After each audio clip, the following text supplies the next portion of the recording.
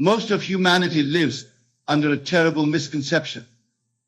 They believe that their desires are wishes cast into an empty void, hoping against hope that somehow, some way these desires might manifest in their physical world. But I tell you tonight that this is not how creation works. Your desires are not desperate feelings to an indifferent universe. They are recognitions, acknowledgments of what already is. When you desire something, you are not creating that thing. You are discovering it. You are becoming aware of a reality that exists parallel to your current experience.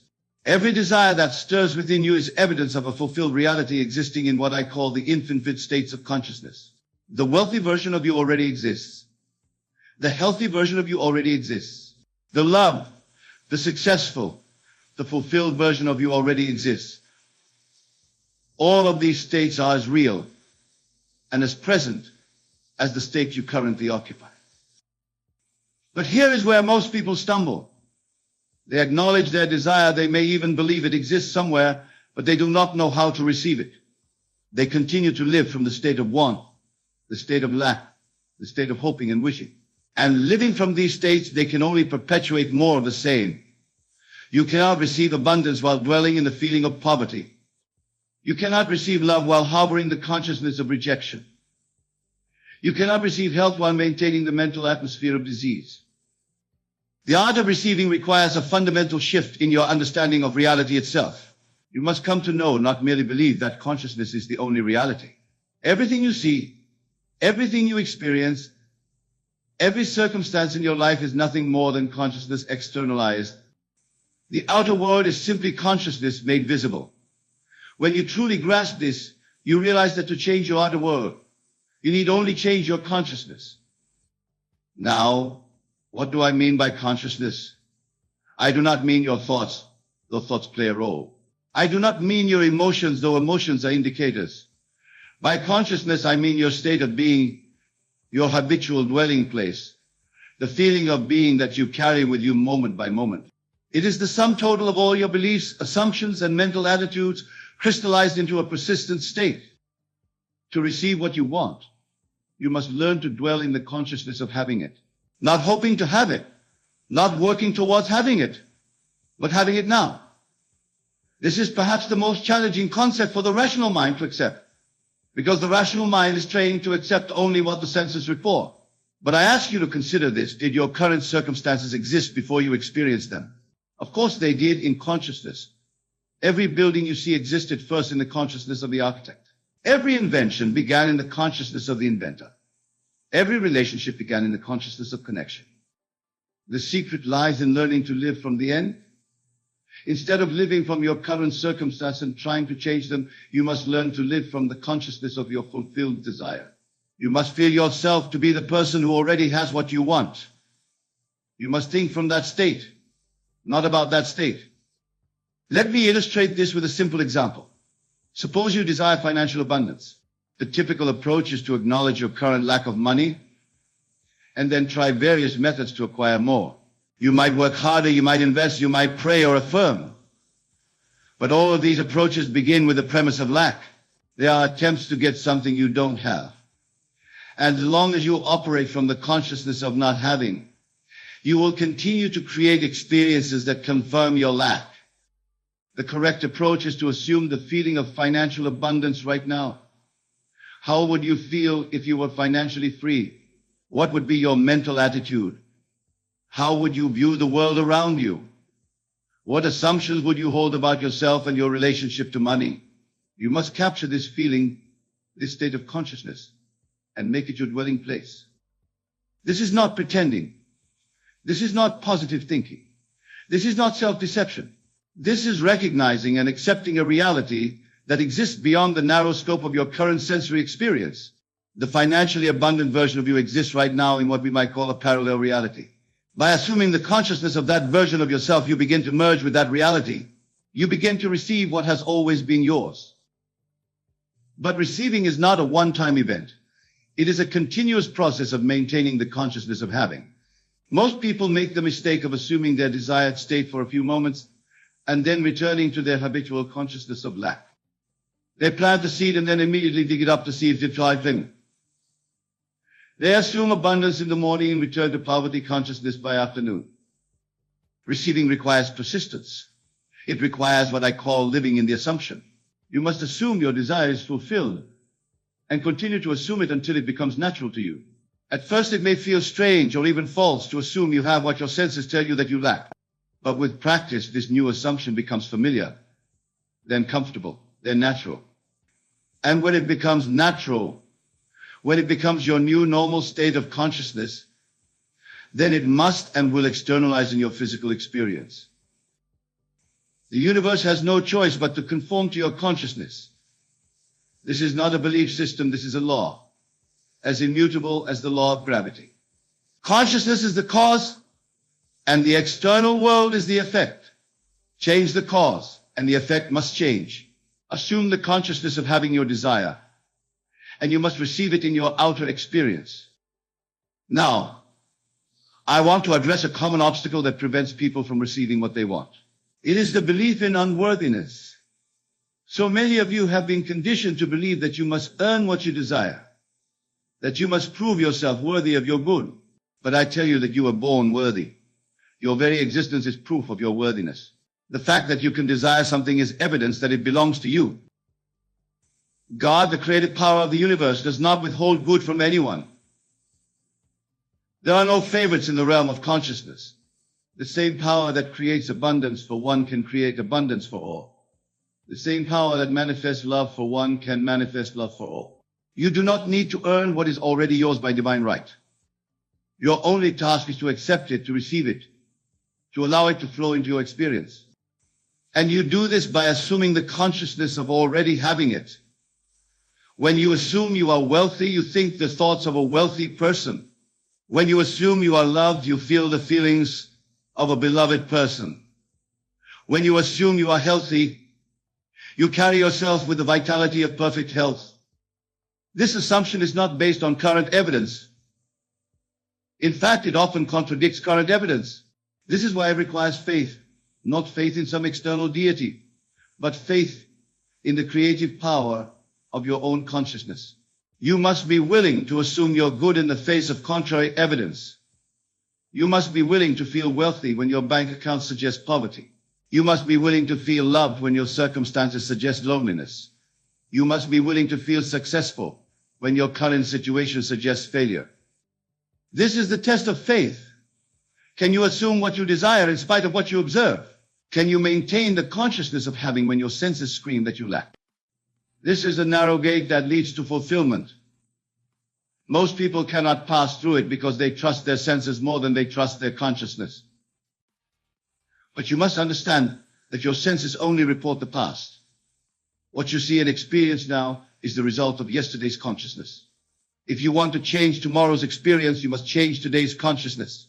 You must learn to disregard the evidence of your senses when it contradicts your desired state and rely instead on the evidence of your assumption. This brings us to the practice of receiving. How do you actually assume the consciousness of having what you want? The most effective method is through the use of imagination. Your imagination is not fantasy, it is the creative power of God within you.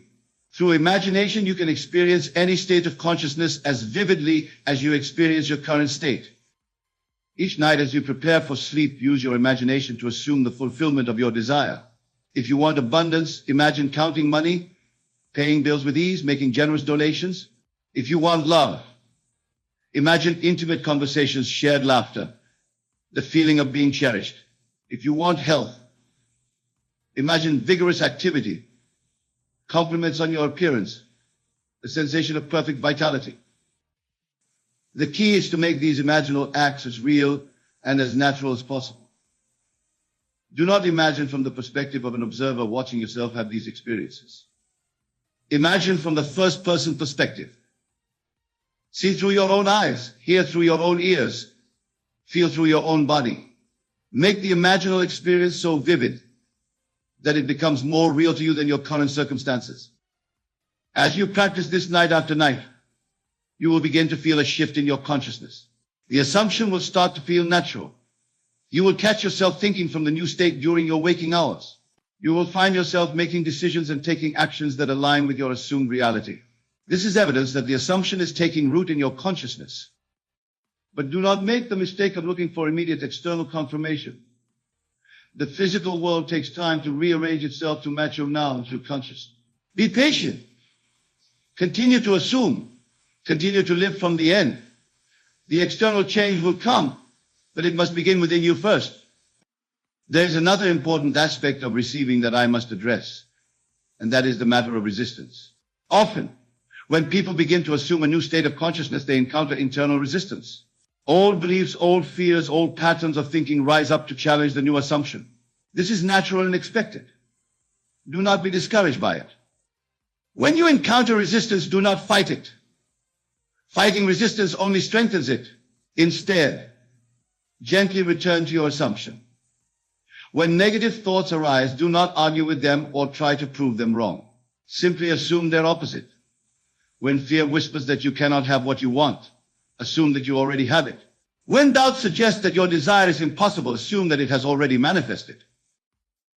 Remember, you are not trying to convince your rational mind of anything. Your rational mind will find 1,000 reasons why your assumption is unrealistic. You are working at a deeper level, at the level of consciousness itself. At this level, there is no impossible, only assumed and not assumed. The art of receiving also requires that you maintain a state of gratitude. Not gratitude for what you hope to receive, but gratitude for what you have already received in consciousness. When you assume the fulfillment of your desire, you must also assume the gratitude that would naturally accompany that fulfillment. Feel thankful for your abundance, your love, your health, your success, whatever it is you desire.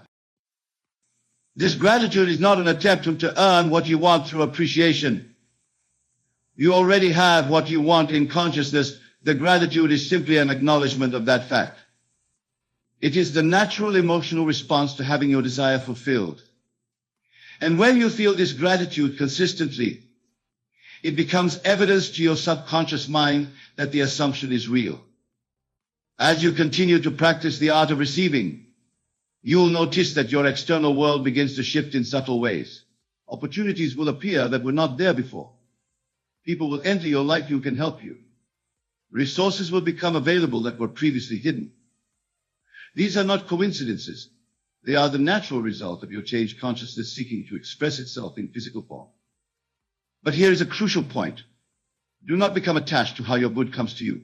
Do not limit the ways in which the universe can deliver your desire. Your job is to assume the consciousness of having. It is the universe's job to work out the details of how it manifests. Trust in the wisdom of the creative process. Allow it to surprise you with its ingenuity. Sometimes your good will come through channels you never could have imagined. Sometimes it will come through people you never would have expected. Sometimes it will come in forms slightly different from what you originally envisioned, but perfectly suited to your true needs. Remain open to all possibilities. Do not insist that your desire manifest in exactly the way you think it should. There is also the matter of timing. Many people assume their desired state for a while and then become impatient when it does not immediately externalize. They begin to doubt the process and often abandon their assumption just before it is ready to manifest. This is perhaps the greatest tragedy in the realm of manifestation. Understand that there is a gestation period for every assumption. Just as a seed planted in the ground takes time to sprout and grow, an assumption planted in consciousness takes time to externalize. The length of this gestation period depends on several factors: how natural the assumption feels to you, how consistently you maintain it, and how much it differs from your previous state of consciousness. A small change in consciousness might manifest quickly, while a dramatic transformation might take longer. But time is irrelevant when you are living from the consciousness of already having what you want. When you truly assume your desire is fulfilled, you are not waiting for it to happen. You are enjoying it now in consciousness. This brings us to one of the most profound aspects of receiving, the realization that the thing desired is not really the goal. The goal is the state of consciousness, the feeling of being that the thing would bring. When you desire wealth, you are really desiring the feeling of security, freedom, and abundance that wealth represents. When you desire love, you are really desiring the feeling of connection, acceptance, and joy that love brings. When you desire health, you are really desiring the feeling of vitality, energy, and well-being that health provides. Here is the beautiful truth. You can have these feelings now, simply by assuming them. You do not need to wait for the external thing to appear before you can feel abundant, loved, or healthy. In fact, you must feel these things first, and then the external manifestation will follow. This is why the practice of receiving is so liberating. You do not have to wait for your circumstances to change before you can feel good. You can feel good now by assuming the consciousness of your fulfilled desire. And when you feel good now, you magnetize experiences that will justify and sustain that good feeling. Many people resist this approach because they believe it is unrealistic or dishonest to feel good when their circumstances suggest they should feel bad. But I ask you, which is more real, the temporary circumstances that surround you, or the eternal consciousness that creates those circumstances? Which is more honest, to feel bad because of current conditions, or to feel good because of the unlimited potential within you? Your circumstances are constantly changing. They are fluid, temporary, subject to the shifts in your consciousness. But your consciousness, your I am, is permanent, eternal, divine. When you learn to identify with your consciousness rather than your circumstances, you discover that you have the power to change any condition, to create any experience, to receive any good thing. This is the ultimate truth about receiving. You are not a victim of circumstances waiting for rescue. You are the creator of circumstances, constantly expressing your consciousness in physical form. Everything you want already exists in the infinite field of possibilities that is consciousness. Your job is not to create it, but to select it, not to manifest it, but to accept it, not to achieve it, but to receive it. As you learn to live from this understanding, your entire relationship with desire changes. Desire is no longer a source of suffering, a reminder of what you lack. Desire becomes a gift, a signal from your higher self pointing you toward a reality that already exists and is ready to be claimed. Every desire is an invitation to expand your consciousness, to assume a greater version of yourself. And when you accept this invitation, when you assume the consciousness of your desire fulfilled, you join the ranks of those who have liberated the supreme art of living, the art of receiving. You become one who walks through life knowing that every good thing is already yours, that every dream is already realized, that every wish is already granted. You need only to assume it, to accept it, to receive it. This is the message I leave with you tonight. Stop trying to get what you want and start receiving what you already have. Stop struggling to become who you want to be and start being who you already are in consciousness. Stop looking to the future for your fulfillment and start accepting the fulfillment that exists in this eternal now. Everything you want already exists. The wealthy you, the healthy you, the loved you, the successful you, all exist right now in consciousness. These are not potential realities waiting to be created. They are actual realities waiting to be received. And you receive them by assuming them, by feeling them to be true, by living from the consciousness of their fulfillment. This is not a technique to be practiced occasionally. This is a way of life to be embraced completely. When you fully understand that consciousness is the only reality, that imagination creates reality, that assumption creates facts, then you will never again feel helpless in the face of unwanted circumstances. You will know that you have the power to assume any state, to receive any good, to become any version of yourself that you can imagine. The art of receiving is the art of assuming. And the art of assuming is the art of living deliberately, consciously, divinely. It is the art of recognizing that you are not a human being hoping to have a spiritual experience, but a spiritual being having a human experience. It is the art of remembering that you are not separate from the creative power of the universe, but one with it, expressing it, embodying it in every moment. So I say to you, assume you're good. Feel your desires to be already fulfilled. Live from the end of your every wish. Do this not occasionally, not when you remember, not when you feel like it, but consistently, persistently, faithfully. Make it your habitual state of consciousness. Make it your normal way of being. Make it as natural as breathing. When you do this, you will discover what the mystics of all ages have known, that the kingdom of heaven is within you, that all things are possible to consciousness, that you and the Father are one. You will know the truth that sets you free, the truth that everything you want already exists, and that your only work is to learn the divine art of receiving it. This is your birthright. This is your inheritance. This is your destiny. Not to struggle and hope and wish, but to assume and receive and enjoy. Not to be at the mercy of circumstances, but to be the creator of circumstances. Not to wonder if your dreams will come true, but to know that they already are true in the only place that matters, in consciousness. Embrace this truth. Live this truth. Become this truth. And as you do, we'll find that life becomes not a battle to be fought, but a gift to be received. You will find that every day brings new evidence of your assumptions made manifest. You will find that the universe conspires to confirm your every assumption of good. This is the promise I make to you. Live from the consciousness of having what you want, and you must receive it in your experience. This is not hope, this is law. This is not possibility, this is certainty. This is not theory, this is the way the universe works. Everything you want already exists. Your work is to receive it.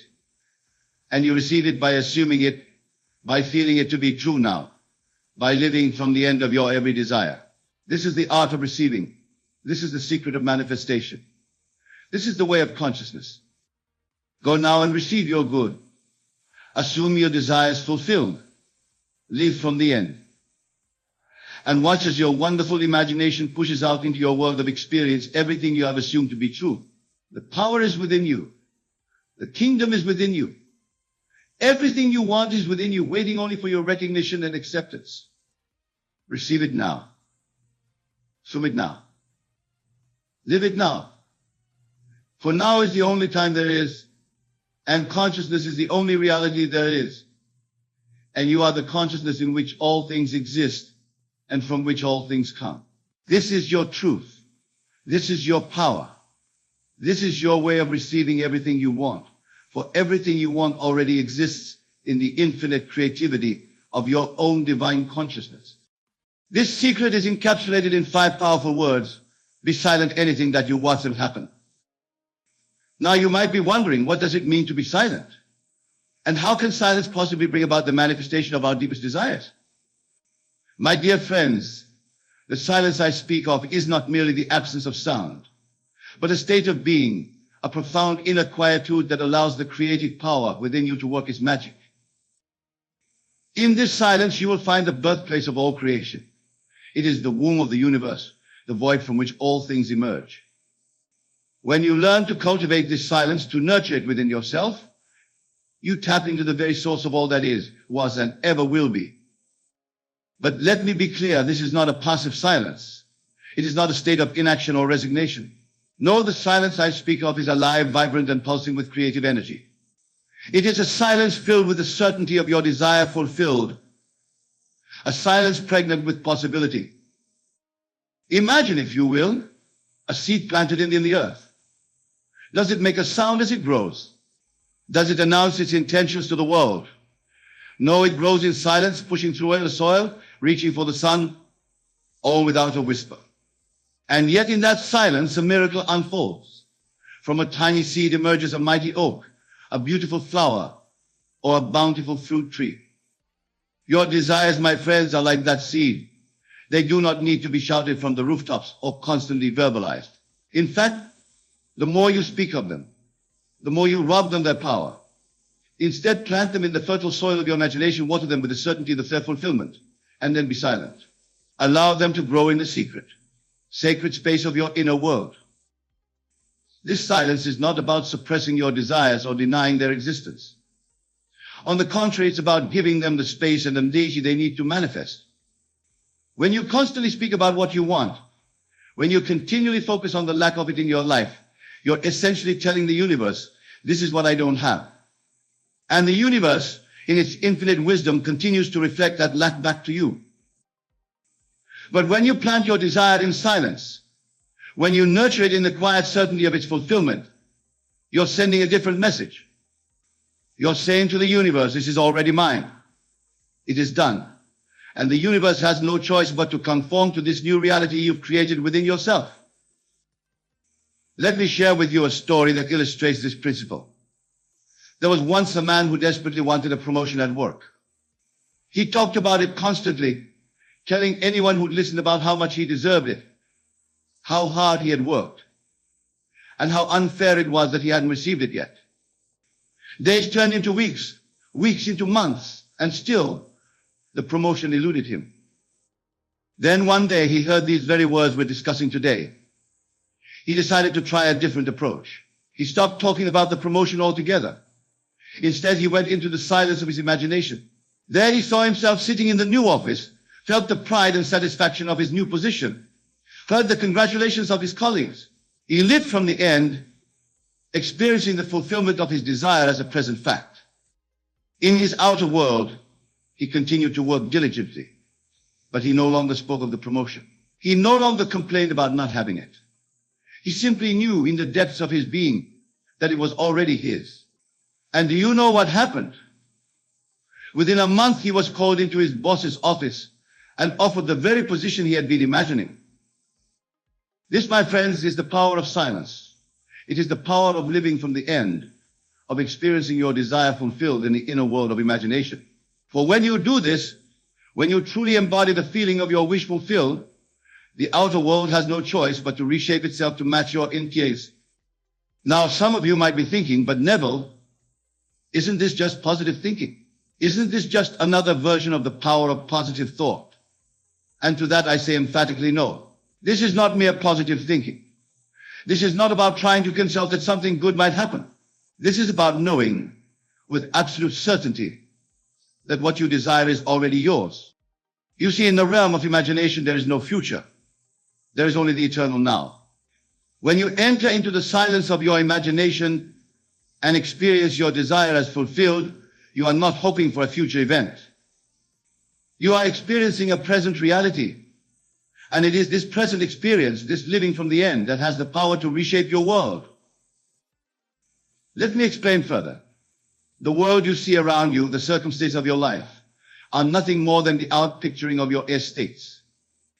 Your consciousness is the only reality. Everything else, your job, your relationships, your financial situation, these are all shadows, reflections of what you hold to be true in your imagination.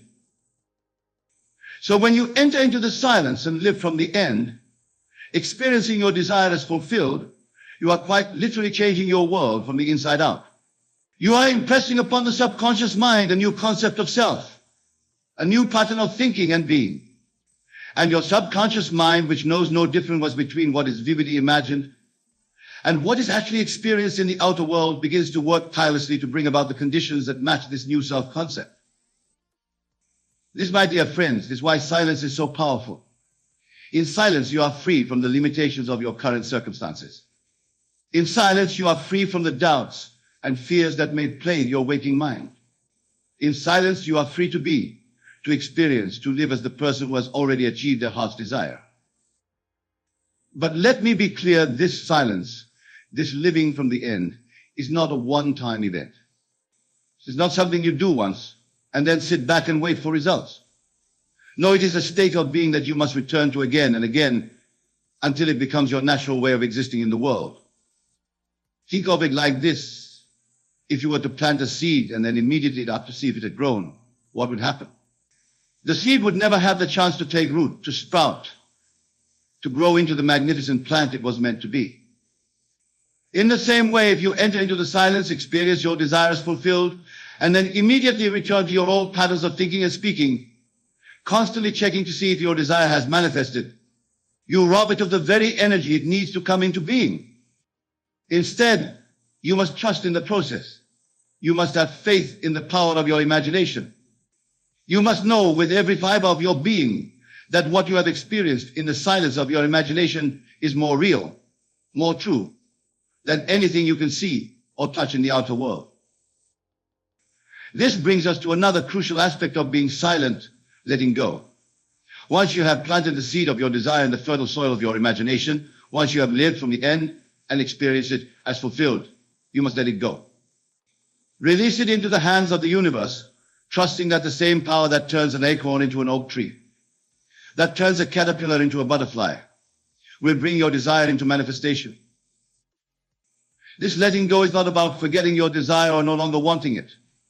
It's about releasing the anxiety, the doubt, the need to control how and when it will come about.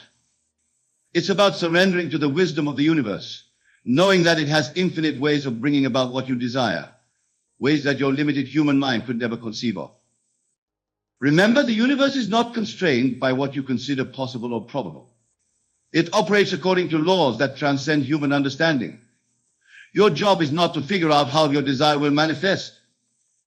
Your job is simply to live from the end, to be the person who already has what they desire, and to trust in the perfect unfolding of divine timing. Now, some of you might be wondering, but Neville, what if I have multiple desires? What if there are many things I want to manifest in my life? And to that I say, wonderful. The creative power within you is limitless. It is not constrained by time or space or the number of desires you hold in your heart. However, I would caution you against trying to focus on too many things at once. Remember, the power lies in your ability to live from the end, to fully embody the feeling of your desire fulfilled. This becomes more challenging when you're juggling multiple desires. Instead, I suggest you focus on one primary desire at a time. Choose the one that, if fulfilled, would have the greatest positive impact on your life. Then enter into the silence and live from the end of that desire fulfilled. As you do this, you may find that many of your other desires naturally fall into place.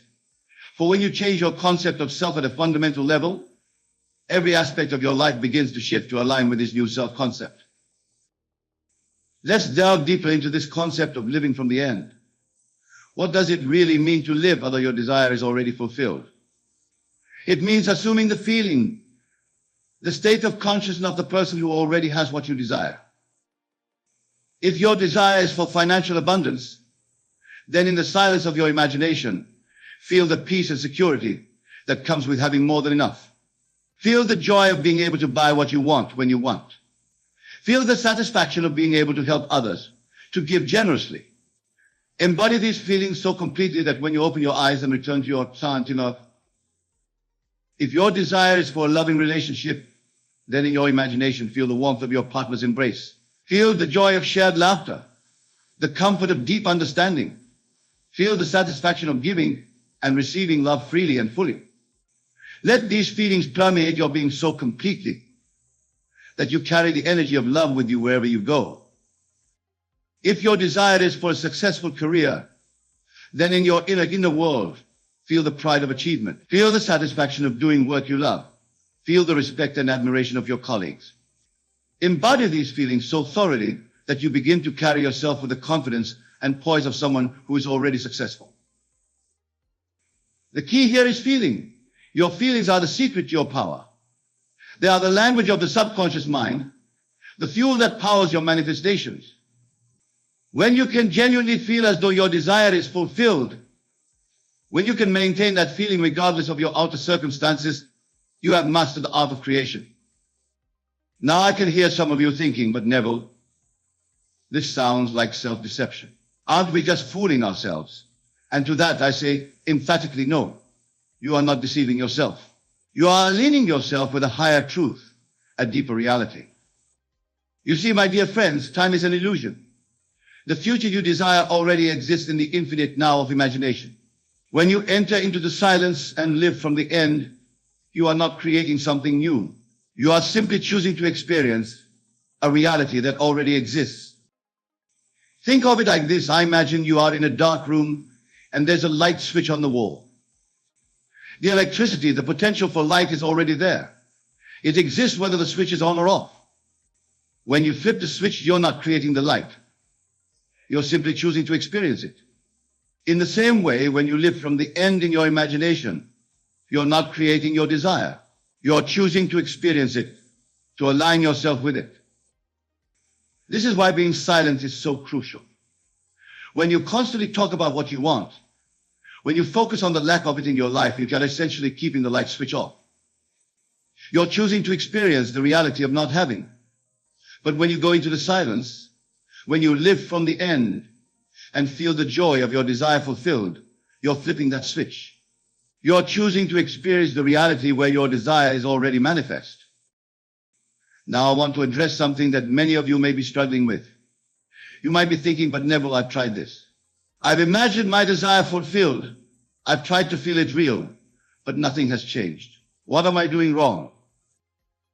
My dear friends, if this is you, I want you to know that you're not alone. Many people struggle with this at first. The key lies in persistence and in truly understanding what it means to live from the fan. You see, living from the end is not about visualizing your desire for a few minutes each day and then returning to your old patterns of thinking and being. It's about a fundamental shift in your self-concept.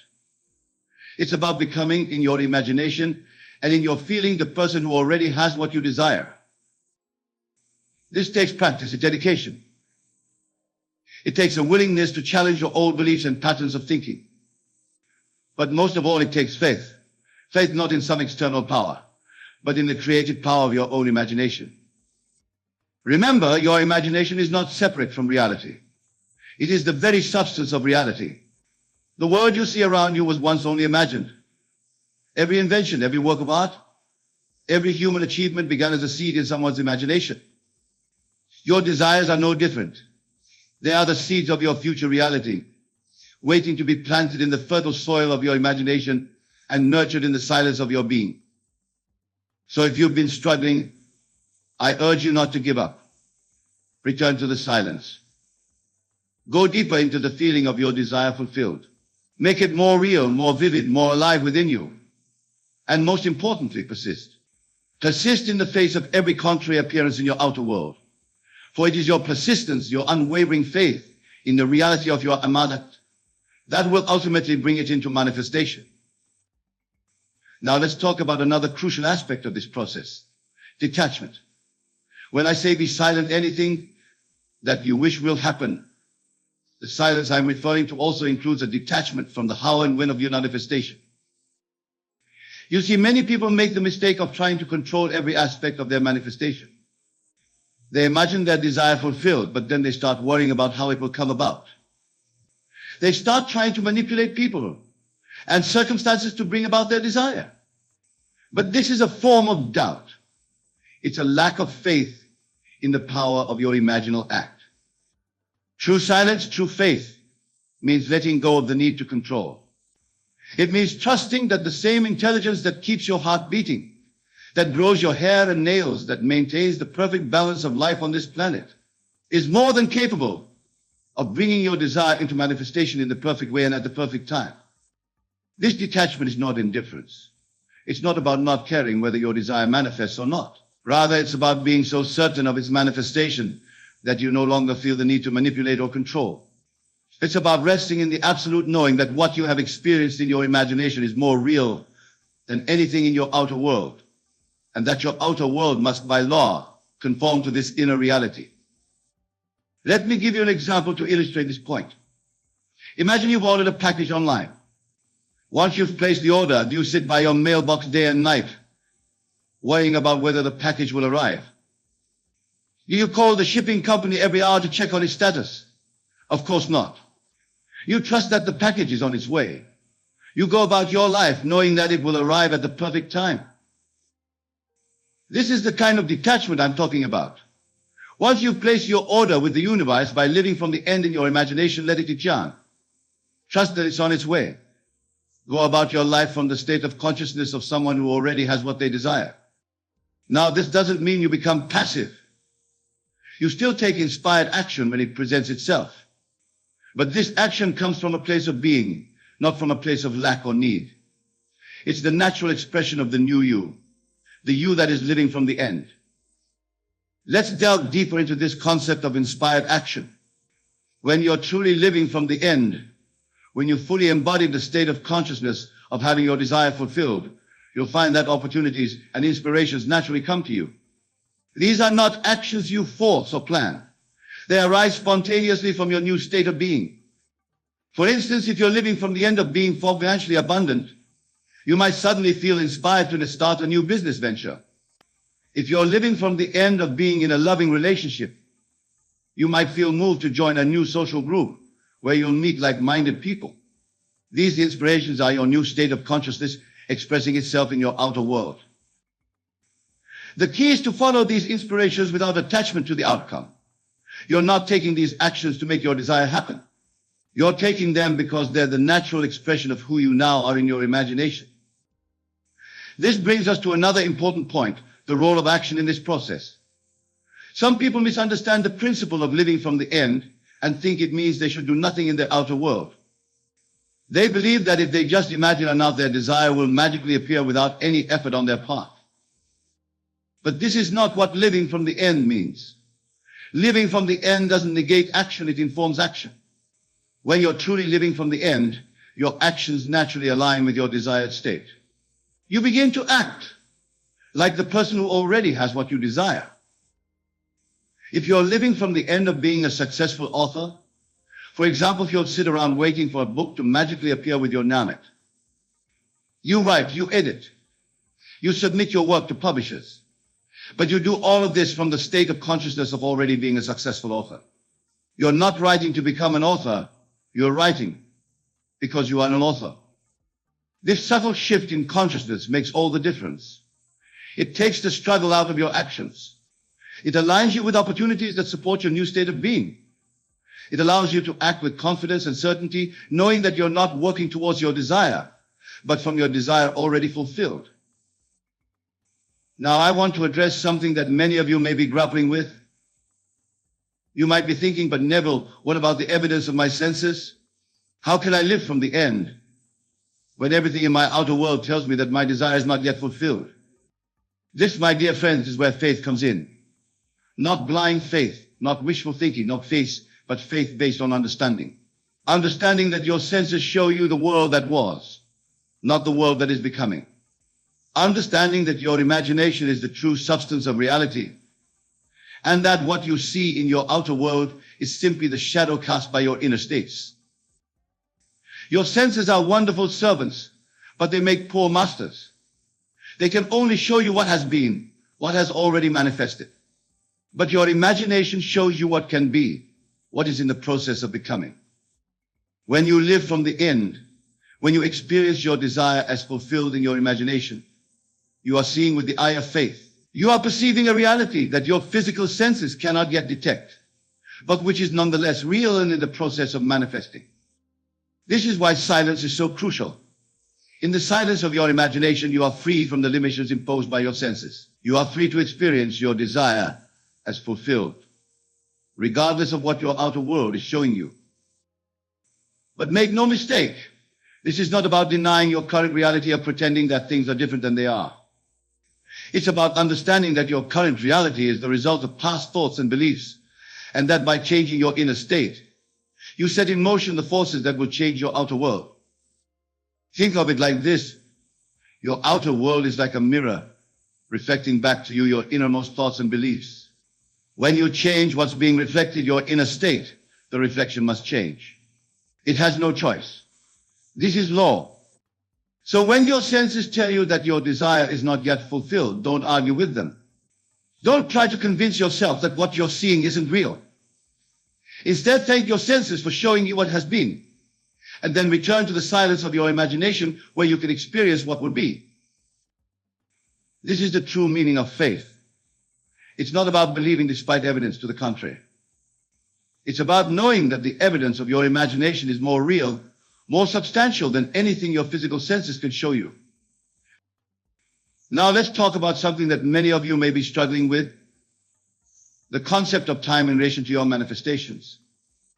When I say be silent, anything that you wish will happen, many of you might be wondering, but when will it happen? How long do I have to wait? My dear friends, these questions, while natural, come from a misunderstanding of the nature of time and manifestation. You see, in the realm of imagination, there is no time. There is only the eternal now. When you truly live from the end, when you fully embody the state of your desire fulfilled, you're not waiting for anything to happen. It has already happened in the only place it ever could happen, in your consciousness. The appearance of your desire in your outer world is not the manifestation. It's merely the shadow, the outer reflection of what has already occurred within you. The true manifestation, the real creation, happens the moment you assume the feeling of your wish fulfilled and believe in its reality. From this perspective, there is no waiting. There is only being. Being the person who already has what you desire. Living from that state of consciousness. Allowing your outer world to catch up with your inner knowing. This is why patience is so important in this process. Not the kind of patience that comes from gritting your teeth and enduring until something happens, but the patience that comes from absolute knowing. The kind of patience you have when you've planted a seed. You don't stand over it, demanding that it grow faster. You trust in the natural process of growth, knowing that in its own perfect timing, the seed will sprout and grow into a magnificent plant. Your desires are like that seed. Once planted in the fertile soil of your imagination and nurtured with the feeling of their fulfillment, they will manifest in your outer world in their own perfect timing. Your job is not to make them grow faster, but to maintain the state of consciousness of already having them. This brings us to another important point, the concept of revision. Sometimes, despite our best efforts to live from the end, we find ourselves slipping back into old patterns of thinking and being. We might have moments of doubt, or we might react to our current circumstances in ways that contradict our desired state. When this happens, it's crucial not to berate yourself or to see it as a failure. Instead, use the power of revision. At the end of each day, review the events of your day in your imagination. If there were any moments where you reacted from a state of lack or limitation, revise them. See yourself responding from the state of your wish fulfilled. Feel how you would have felt, thought how you would have thought, if your desire was already manifest. This practice of revision serves two purposes. First, it reinforces your desired state of consciousness, helping you to more consistently live from the instinct. Second, it literally rewrites your subconscious memories. Remember, your subconscious mind doesn't distinguish between what you vividly imagine and what you actually experience. By revising your day in your imagination, you're literally changing your past, and in doing so, changing the trajectory of future. Now, I want to address something that many of you may be concerned about. You might be thinking, but Neville, isn't this selfish? Shouldn't I be focusing on helping others rather than manifesting my own desires? My dear friends, this is a common misconception, but it couldn't be further from the truth. You see, when you live from the end, when you embody the state of consciousness of your desire fulfilled, you become more, not less. You expand your capacity to give, to love, to serve. Think about it. If your desire is for financial abundance and you successfully manifest that abundance, aren't you in a better position to help others? If your desire is for radiant health and you manifest that health, aren't you better able to care for those around you? If your desire is for a fulfilling relationship and you manifest that relationship, don't you have more love to share with the world? You see, manifesting your desires is not about greed or selfishness. It's about becoming the fullest, most expanded version of yourself. It's about aligning yourself with the abundance of the universe so that you can be a channel for that abundance to flow to others. Moreover, when you master this principle of living from the end, you gain the ability to help others in profound ways. You can teach them this principle, showing them how to transform their own lives. You become a living example of what's possible when one aligns themselves with the creative power of their imagination. So never feel guilty about focusing on your desires. Your desires are not random. They are the universe speaking to you, showing you the direction of your growth and expansion. By fulfilling your desires, you are fulfilling your purpose, becoming more of who you truly are. And in doing so, you naturally uplift those around you. Now, as we near the end of our time together, I want to leave you with a challenge. For the next 30 days, I want you to commit to living from the end of your most cherished desire. Choose one desire, the one that resonates most deeply with you, and for the next 30 days, live as though it were already fulfilled. Each night before you go to sleep, enter into the silence of your imagination. See yourself in the scenario of your desire fulfilled. Feel the feelings you would feel if your desire were already manifest. Experience it with all your senses. Make it as real and as vivid as you possibly can. Then carry that feeling with you throughout your day. No matter what your outer circumstances show you, maintain the inner knowing that your desire is already yours. Be silent about it. Don't speak of it as something you want or need.